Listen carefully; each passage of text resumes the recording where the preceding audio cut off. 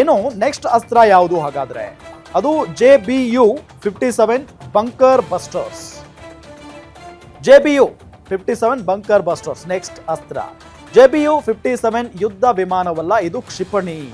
ಇದು ಯುದ್ಧ ವಿಮಾನ ಅಲ್ಲ, ಇದು ಕ್ಷಿಪಣಿ. 30,000 ಪೌಂಡ್ 13,600 kg ತೂಕದ ಬಾಂಬ್ ಇದು. 30,000 ಪೌಂಡ್ 13,600 kg ತೂಕದ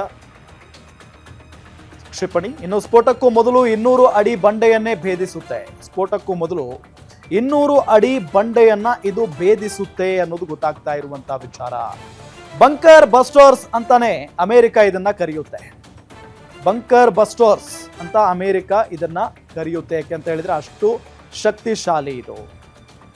ಇರಾನ್ ಮೇಲೆ ದಾಳಿಗೆ 12 ಬಾಂಬ್ಗಳನ್ನ ಬಳಕೆ ಮಾಡಿದ್ದಾರೆ ಅಮೆರಿಕ. ಇರಾನ್ ಮೇಲಿನ ದಾಳಿಗೆ 12 ಬಾಂಬ್ಗಳನ್ನ ಬಳಕೆ ಮಾಡಿಕೊಳ್ಳಲಾಗಿದೆ. ಹಾಗಾಗಿನೇ ಇರಾನ್ನ ಅಣುಸ್ಥಾವರಗಳು ಛಿದ್ರವಾಗಿ ಹೋಗಿದ್ದಾವೆ.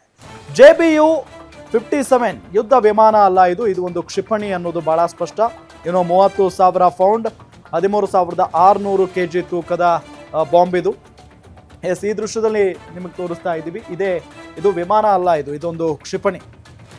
ಈ ಕ್ಷಿಪಣಿ ಏನಿದೆಯಲ್ಲ 30,000 ಪೌಂಡ್ 13,600 kg ತೂಕದ ಒಂದು ಬಾಂಬ್ ಇದು. ಸ್ಫೋಟಕ್ಕೂ ಮೊದಲು 200 ಅಡಿ ಬಂಡೆಯನ್ನೇ ಇದು ಭೇದಿಸುತ್ತೆ ಅನ್ನೋದು ಗೊತ್ತಾಗ್ತಾ ಇರುವಂತಹ ವಿಚಾರ ನೋಡಿ.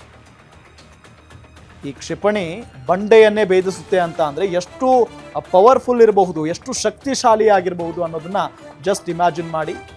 ಜೊತೆಗೆ ಈಗ ಅಮೆರಿಕ ಇರಾನ್ ಮೇಲೆ ದಾಳಿಯನ್ನ ಏನು ನಡೆಸ್ತಲ್ಲ, 12 ಈ ರೀತಿಯಾದಂಥ ಕ್ಷಿಪಣಿಗಳನ್ನ ಬಳಸಿದೆ.